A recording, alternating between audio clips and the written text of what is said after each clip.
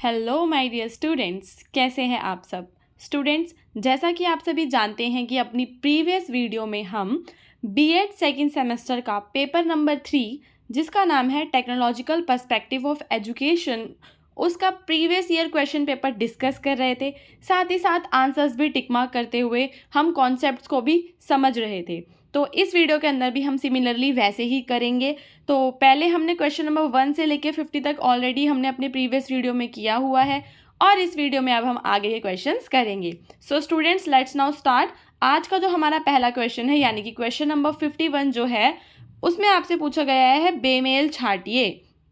बेमेल का मतलब क्या होता है? इन सब में से जो ऑड है उसको आपको अलग करना है।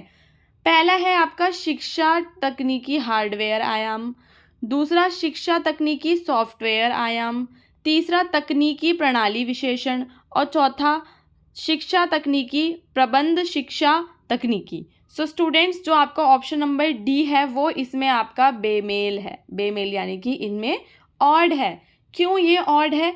क्योंकि इसका जो स्ट्रक्चर है ना, ये जो है इसका जो स्ट्रक्चर है ये बाकी सबसे थोड़ा सा अलग है। ठीक है, तो ये स्ट्रक्चरली दूसरे ऑप्शंस के साथ अलाइन नहीं कर रहा है। अब चलते हैं अगले क्वेश्चन पे। क्वेश्चन नंबर 52 में आपसे पूछा है हार्डवेयर का मुख्य सिद्धांत क्या होता है। जो हार्डवेयर है उसका जो मुख्य सिद्धांत है वो दोनों होता है, पृष्ठ पोषण यानी कि फीडबैक और पुनर्बलन। ठीक है, पुनर्बलन दोनों के दोनों होते हैं। तो इसमें से जो हमारा राइट आंसर है वो है हमारा सी। ठीक है, अब देखो पृष्ठ पोषण का मतलब कि जैसे आपका रिजल्ट आता है, ठीक है, रिजल्ट आ रहा है आपका, रिस्पॉन्सेज आ रहे हैं, तो वो आपका क्या है? पृष्ठ पोषण है। ठीक है, जिससे कि आपकी लर्निंग और ज़्यादा अच्छी हो रही है। ठीक है, अब चलते हैं क्वेश्चन नंबर 53 पे। एजुकेशनल टेक्नोलॉजी शब्द का प्रयोग सबसे पहले किसने किया? सो स्टूडेंट्स, यहाँ पे जो आपका राइट आंसर होगा क्वेश्चन नंबर 53 के लिए ऑप्शन नंबर बी है। ठीक है, ब्रैमर जोन्स ने। ब्रैमर जोन्स ने सबसे पहले टर्म एजुकेशन टेक्नोलॉजी को यूज़ किया है। अगला क्वेश्चन, अगले क्वेश्चन में आपसे पूछा है तकनीक शब्द ग्रीक भाषा के किस शब्द से निकला है। सो स्टूडेंट्स, मैं आपको बताना चाहती हूँ कि जो तकनीक शब्द है वो ग्रीक भाषा के जो शब्द है टेक्ने एंड लोगोस से निकला है। तो अब यहाँ पे चारों ऑप्शंस में क्या आपको ये वर्ड कहीं दिख रहा है टेक्ने एंड लोगोस? नहीं। तो इसका आंसर क्या होगा? नन ऑफ द अबव, उपरोक्त में से कोई नहीं। एक बार मैं और बताना चाहती हूँ, तकनीक शब्द ग्रीक भाषा के जिस शब्द से निकला है उसका नाम है techne and logos, LOGOS, logos. Okay, let's now come to the next question which is question number 55। Question number 55 में आपसे पूछा है शिक्षण तकनीकी की पाठ्य वस्तु को डेविस तथा ग्लेसर ने किन 4 तत्वों में विभाजित किया है। सो स्टूडेंट्स, क्वेश्चन नंबर 55 का जो आपका आंसर है वो है ऑप्शन नंबर ए। कैसे? सबसे पहले शिक्षण नियोजन किया जाता है, प्लानिंग की जाती है, फिर उसकी व्यवस्था की जाती है, फिर आगे उसको पढ़ाना शुरू करते हैं, फिर उसका नियंत्रण। तो ये है सारा का सारा आपका शिक्षण तकनीकी की पाठ्य वस्तु के 4 तत्व, जो कि किसने दिए हैं? डेविस और ग्लेसर ने दिए हैं। डेविस और ग्लेसर ने। ओके, चलिए नेक्स्ट क्वेश्चन, क्वेश्चन नंबर 56। तकनीकी विज्ञान का रूप है। तकनीकी विज्ञान का सैद्धांतिक, व्यवहारिक अथवा प्रयोगात्मक। इसमें क्या आएगा? दोनों। ठीक है, ऑप्शन नंबर सी है इसका right answer. Question number 57। Question number 57 में आपसे पूछा है शैक्षिक तकनीकी को व्यवहारिक अधिगम की परिस्थितियों में वैज्ञानिक ज्ञान का प्रयोग कहा जाता है। ये किसने कहा? ये जो यहाँ कथन लिखा हुआ है ये किसने कहा है? सो स्टूडेंट्स, ये जो कथन है ये कहा है रॉबर्ट ए कॉक्स ने। ठीक है, ROBERT, Robert A Cox. Option number D है आपका क्वेश्चन नंबर 57 का answer, option number D. Okay, चलिए क्वेश्चन नंबर 58। अभिक्रमित अधिगम के प्रतिपादक किसे माना जाता है? अधिक्रमित अधिगम, ठीक है, प्रोग्राम्ड लर्निंग, इसको इंग्लिश में बोलते हैं प्रोग्राम्ड लर्निंग, इसका प्रतिपादक कौन है? स्किनर है। स्टूडेंट्स, जो स्किनर है उसका पूरा नाम है B.F. स्किनर, ठीक है, और ये क्या है? ये है एक साइकोलॉजिस्ट। तो इसी ने दिया है प्रोग्राम्ड लर्निंग का जो कॉन्सेप्ट है, यानी कि अभिक्रमित अधिगम। याद कर लेंगे, अभिक्रमित अधिगम जो है वो साइकोलॉजिस्ट B.F. स्किनर के द्वारा दिया गया है। क्वेश्चन नंबर 59, क्वेश्चन नंबर 59 में आपसे पूछा है NCERT के अंतर्गत एक शिक्षा तकनीकी केंद्र की स्थापना की गई और इसे वर्तमान में क्या कहा जाता है? सो स्टूडेंट्स, सबसे पहली चीज़ जो मैं आपको क्वेश्चन नंबर 59 के लिए बताना चाहती हूँ वो ये है कि जो NCERT है उसके अंदर ना अलग अलग इंस्टीट्यूट्स आते हैं।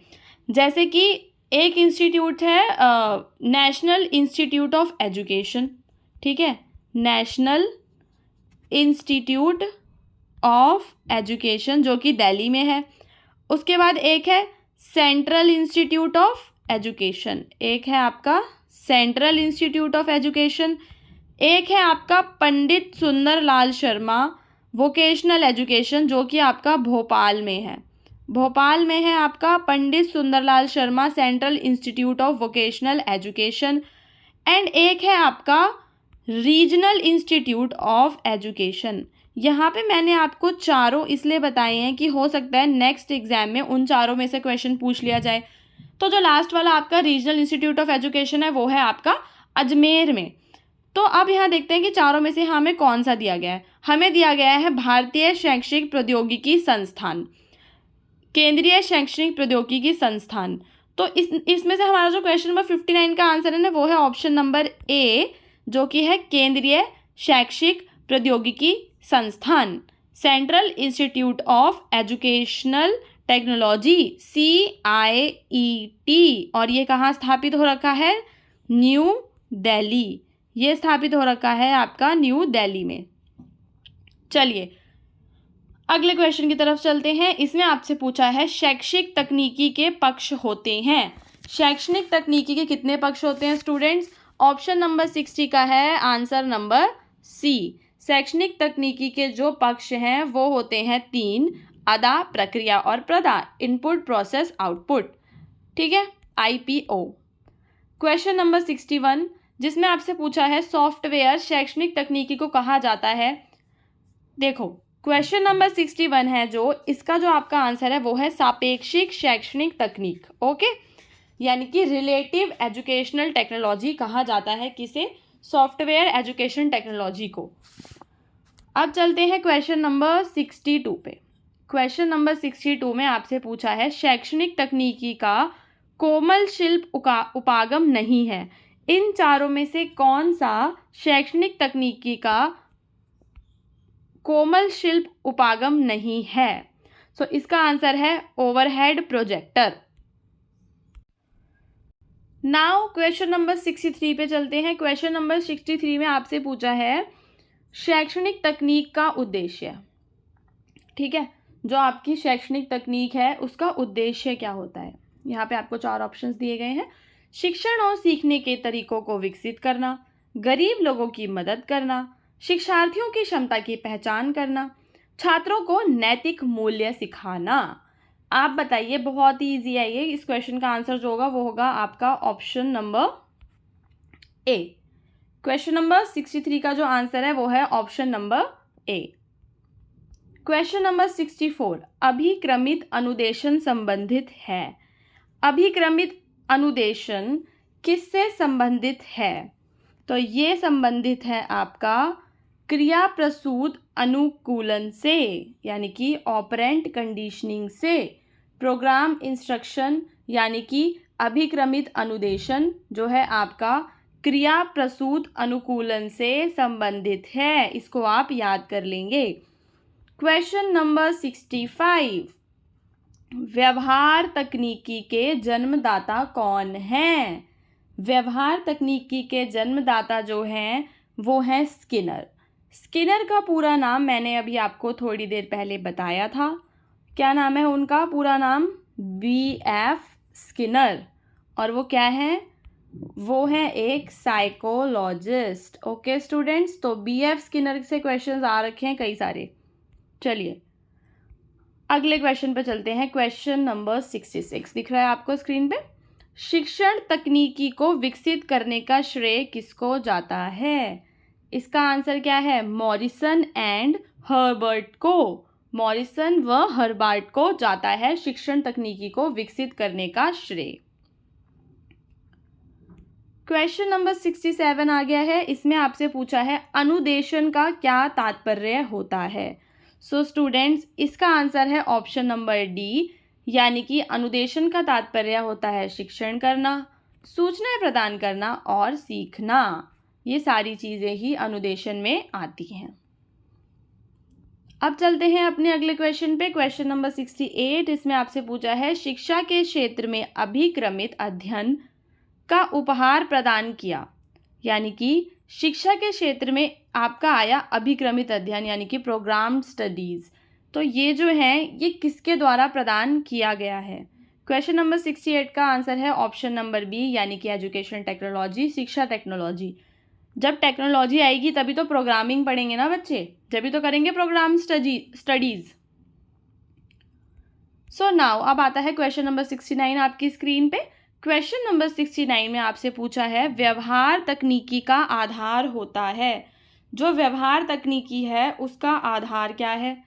तो व्यवहार तकनीकी का जो आधार है वो होता है मनोवैज्ञानिक, साइकोलॉजिकल। अब चलते हैं अगले क्वेश्चन पे। Question number 70।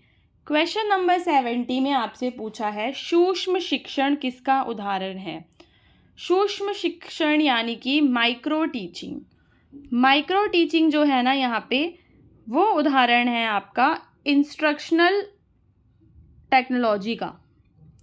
ठीक है, क्योंकि ये एक इस तरह की टेक्निक होती है जहाँ पे जो टीचर्स हैं वो बच्चों को शॉर्ट लेसन्स पढ़ाती हैं, वो भी स्मॉल ग्रुप ऑफ स्टूडेंट्स को। Short and small group of students को वो लोग पढ़ाते हैं। ये एक टेक्निक है जो कि इंस्ट्रक्शनल टेक्नोलॉजी के अंदर आती है।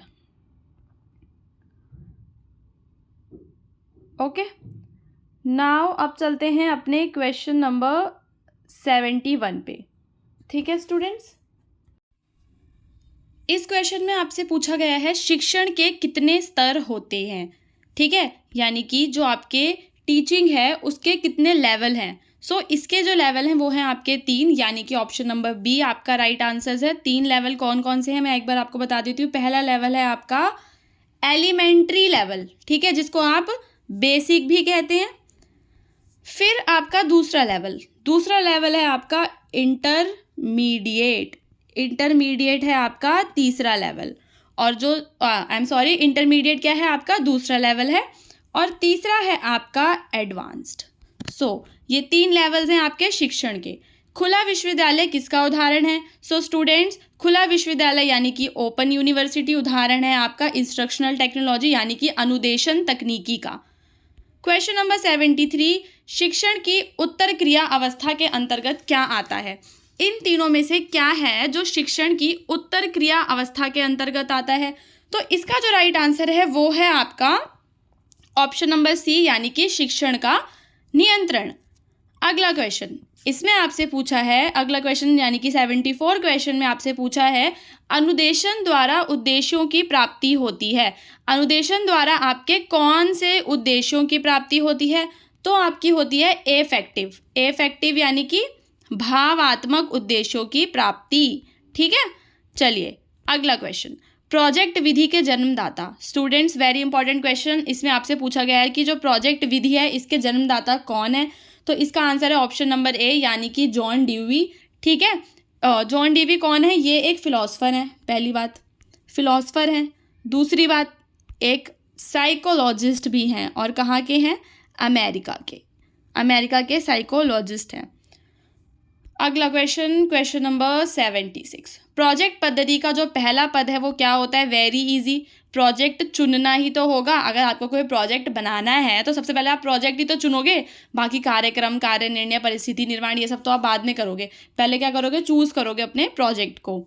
क्वेश्चन नंबर 77, निम्नलिखित में से कौन समस्या समाधान में बाधा नहीं है। इन चारों में से क्या है जो समस्या समाधान में बाधा नहीं है? तो वो है अंतर्दृष्टि यानी कि insights. Question number 78, one of the most important question. इसके अंदर मैं आपको एक कॉन्सेप्ट भी समझाऊंगी अभी के अभी, ठीक है। तो इसमें आपसे पूछा है संगोष्ठी एक प्रकार है। जो संगोष्ठी है वो इनमें से किस विधि का प्रकार है? तो संगोष्ठी जो है वो चर्चा विधि का प्रकार है, यानी डिस्कशन मेथड का प्रकार है। अब जो डिस्कशन मेथड है यानी कि जो आपका चर्चा विधि है, इसमें 4 प्रकार होते हैं, 4 चीज़ें होती हैं, ठीक है। वो 4 चीज़ें क्या क्या हैं? देखो, जो पहली चीज़ है वो है आपका क्लास डिस्कशन, जो बच्चे क्लास में डिस्कशन करते हैं। दूसरा है आपका पैनल डिस्कशन, ठीक है, पैनल डिस्कशन दूसरा। तीसरा जो आपकी स्क्रीन पे ही है, जो कि है आपका सिंपोजियम। और चौथा है आपका कोलोकियम्स, कोलोकियम्स। तो हो सकता है एग्जाम में कुछ और पूछ लिया जाए, अब की बार संगोष्ठी की जगह आपसे कोलोकियम पूछ लिया जाए कि कोलोकियम किसका प्रकार है, तो वो भी किसका ही रहेगा? चर्चा विधि यानी डिस्कशन मेथड का ही रहेगा। चलिए, क्वेश्चन नंबर 79 भी डिस्कशन मेथड्स है। चर्चा पद्धति वह साधन है जिसके द्वारा लोग साझा करते हैं। लोग क्या साझा करते हैं? अनुभव, विचार और दृष्टिकोण। Option number C is the right answer for the question number 79। Now let's come to the question number 80, जिसमें आपसे पूछा है कि चर्चा विधि का प्रयोग किया जाता है। चर्चा विधि का प्रयोग कैसे ग्रुप्स में करते हैं? छोटे समूहों में, स्मॉल ग्रुप्स में, ठीक है। आ जाइए, अब आ जाइए क्वेश्चन नंबर 81 पे। क्वेश्चन नंबर 81 में आपसे पूछा है प्रयोग प्रदर्शन विधि। प्रयोग प्रदर्शन विधि सर्वाधिक प्रयुक्त होती है। कहाँ प्रयुक्त होती है? प्रयोग किस में होते हैं? आप ही बता दो। बहुत ही आसान क्वेश्चन है, इसका तो आप ही मुझे जवाब दोगे। क्या आप विज्ञान में कोई प्रयोग करते हो? इतिहास में, भाषा में या नागरिक शास्त्र में? किस में आप प्रयोग करते हो? किस में होता है डेमोन्स्ट्रेशन?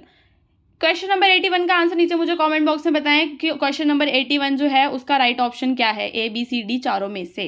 ओके, चलिए अगले पे चलते हैं। Question number 82, students remain passive in. जो बच्चे हैं वो निष्क्रिय रहते हैं, मतलब बैठे बैठे सुनते रहते हैं। कहाँ सुनेंगे बच्चे? जब आप व्याख्यान विधि का प्रयोग करोगे बच्चों को पढ़ाने के लिए, जब आप बच्चों को लेक्चर दोगे, अगर आप प्रोजेक्ट करवाओगे तो बच्चे इन्वॉल्व होंगे, कुछ डिस्कवरी करवाओगे तब भी बच्चे इन्वॉल्व होंगे।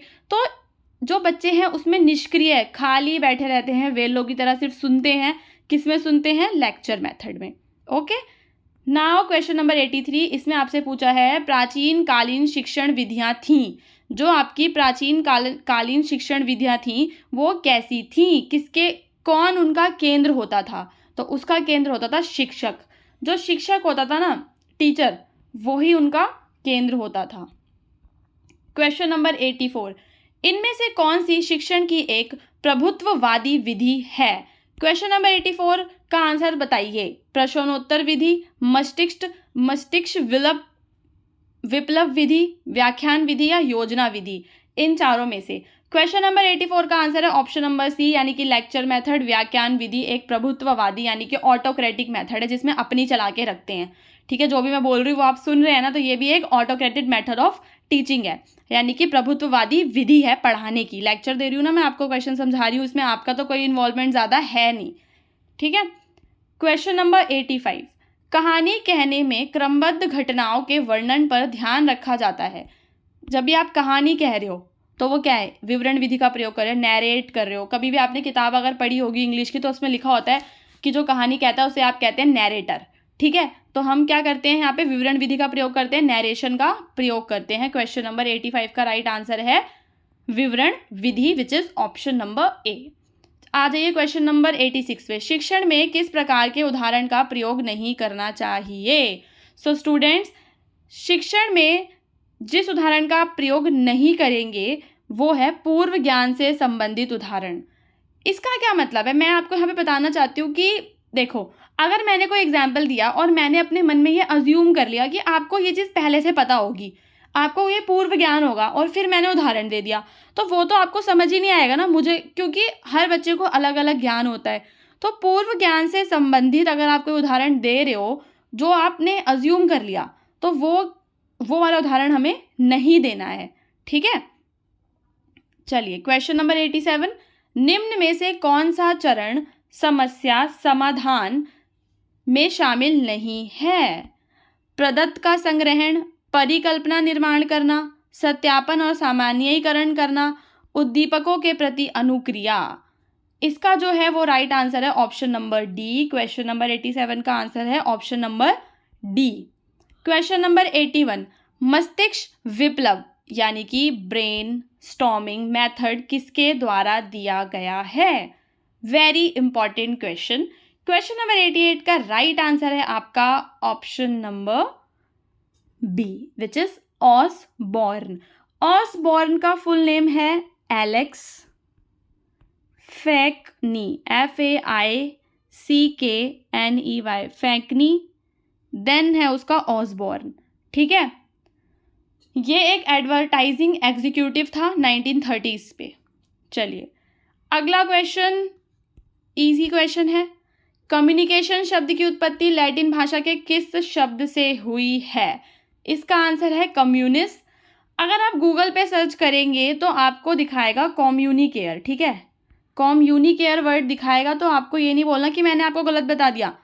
कम्युनिकेयर वर्ड जो है ना, इस देखो इंग्लिश में होते हैं रूट वर्ड्स, तो जो कम्युनिकेयर वर्ड आपको गूगल पे दिखा रहा होगा ना, वो निकला है कम्युनिस्ट वर्ड से। तो जो रूट वर्ड है ना यहाँ पे, वो कम्युनिस्ट ही है, और आपके ऑप्शंस में भी कम्युनिस्ट ही है। अगर ऑप्शन में कम्युनिकेयर होता, ठीक है, क्या होता, कम्युनिकेयर होता, तो वही हमारा राइट आंसर होता। चलिए क्वेश्चन नंबर 90, अभिक्रमित अधिगम किस अधिगम सिद्धांत पर आधारित है? क्वेश्चन नंबर 90 का आंसर है ऑप्शन नंबर डी, शास्त्रीय अनुबंधन का सिद्धांत। अब चलते हैं क्वेश्चन नंबर 91 पे। स्टूडेंट्स, क्वेश्चन नंबर 91 कराने से पहले मैं आपको इसकी बैक स्टोरी बताना चाहती हूँ। इसमें आपसे पूछा गया है अनुभव शंकु किसके द्वारा दिया गया है? इसका राइट आंसर तो है आपका option number D, which is Edgar Dale के द्वारा। क्या दिया था उसने, क्या बताया था एडगर डेल ने कि कोन ऑफ एक्सपीरियंस है क्या? तो एडगर डेल ने कहा, एक थ्योरी दी उसने कि जो बच्चे हैं ना, वो ज़्यादा से ज़्यादा जो इन्फॉर्मेशन है वो किस चीज़ से गेन करते हैं? वॉट दे डू, जो काम वो करते हैं, ना कि उससे जो वो सुनते हैं, यानी कि जो वो हर्ड, यानी जो लोग सुनते हैं, या जो वो पढ़ते हैं, या जो वो ऑब्जर्व करते हैं अपने आसपास। उन सब से बच्चे नहीं सीखते, बच्चे सीखते हैं फ्रॉम वॉट दे डू, जो वो करते हैं, जो उनसे कक्षा में करवाया जाता है। ठीक है, इसी से निकली थी उसकी development of the cone experience. यहीं से उसने रिसर्च किया, जब उसके दिमाग में ये बात आई, ये चीज़ उसने बताई थी। ठीक है, क्वेश्चन नंबर 92 पे चलते हैं। क्वेश्चन नंबर 92 में पूछा गया है शाखीय अभिक्रमित अधिगम के प्रतिपादक हैं। शाखीय अभिक्रमित अधिगम के प्रतिपादक कौन है? क्वेश्चन नंबर 92 का आंसर है नॉर्मन ए क्राउडर। ठीक है, क्वेश्चन नंबर 93, निदानात्मक एवं उपचारात्मक शिक्षण की व्यवस्था की जाती है। क्वेश्चन नंबर 93 का आंसर है सी, शाखीय अभिक्रमित अनुदेशन में छात्रों की त्रुटि को अधिगम में बाधक माना जाता है। आई एम सॉरी, मैं आपको यहाँ पे एक चीज़ और बताना चाहती हूँ। यहाँ पे हाँ, ये जो मैंने आपको बताया ना नॉर्मन ए क्राउडर के बारे में, तो जो नॉर्मन ए क्राउडर है ना, इन्होंने ये वाला वो लेके आए हैं जो यहाँ पे आपको ये दिया हुआ है। कौन सा अधिगम है ये? शाखीय वाला। शाखीय अभिक्रमित इंस्ट्रक्शन जो है वो नॉर्मन के द्वारा, जो आपसे ऊपर पिछले क्वेश्चन में नॉर्मन के बारे में पूछा गया है ना, नॉर्मन के द्वारा लाया गया है। और इस अधिगम को, ठीक है, नोरोडियन मॉडल भी कहा जाता है। ठीक है, और ये प्रॉब्लम सॉल्विंग अप्रोच है, बच्चों को प्रॉब्लम सॉल्विंग वगैरह सिखाना, ये सारी चीज़ें। अब क्वेश्चन नंबर कौन सा कर रहे थे हम? 94 कर रहे थे। छात्रों की त्रुटि को अधिगम में बाधक माना जाता है। कौन से अधिगम में छात्रों की त्रुटि को बाधक माना जाता है? ए में, रेखीय अभिक्रमित अनुदेशन में। The principle of small step is not followed in, छोटे छोटे स्टेप्स, छोटे पदों के सिद्धांत का अनुपालन नहीं किया जाता। किस में नहीं किया जाता? शाखीय अभिक्रमित अनुदेशन में। ठीक है, क्वेश्चन नंबर 96, अवरोही अभिक्रमित अधिगम किसे कहा जाता है? यानी कि descending order programme learning. Question number 96 का आंसर है उपरोक्त में से कोई नहीं। क्वेश्चन नंबर 97, कौशलों के स्थानांतरण के लिए उपयोगी है। क्वेश्चन नंबर 97 का आंसर है ऑप्शन नंबर बी, शाखीय अभिक्रमित अनुदेशन। क्वेश्चन नंबर 98 आपसे पूछा है, सही अनुक्रिया में सहायता देने के लिए अनुबोधकों का प्रयोग किया जाता है। क्वेश्चन नंबर 98 का आंसर है ऑप्शन नंबर बी, यानी कि शाखीय अभिक्रमित अनुदेशन में। क्वेश्चन नंबर 99 में आपसे पूछा है, रेखीय अभिक्रम में कितने प्रकार के फ्रेम होते हैं। इसका आंसर है 4 टाइप के फ्रेम होते हैं। इसको आप एक बार चेक कर लेना, मुझे थोड़ा सा इसमें डाउट है। अब चलते हैं क्वेश्चन नंबर 10, किस प्रकार के फ्रेम में अनुबोधकों का प्रयोग नहीं किया जाता। किस प्रकार के फ्रेम में अनुबोधकों का प्रयोग नहीं किया जाता।